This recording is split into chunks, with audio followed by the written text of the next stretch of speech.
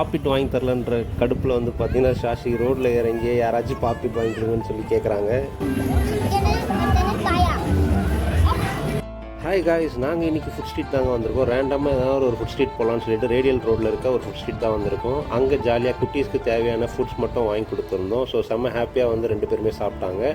அது மட்டும் இல்லைங்க, நாங்கள் இந்த மாதிரி தான் வீக்கெண்டானா எங்கன்னா கிளம்பிடுவோம். எங்கேயாவது ஒரு இடம் கண்டிப்பாக வந்து குழந்தைங்களை கூப்பிட்டு போனால் நமக்குமே சந்தோஷமாக இருக்கும். நீங்களும் உங்கள் ஃபேமிலியை இது மாதிரி வெளியே கூப்பிட்டு போங்க.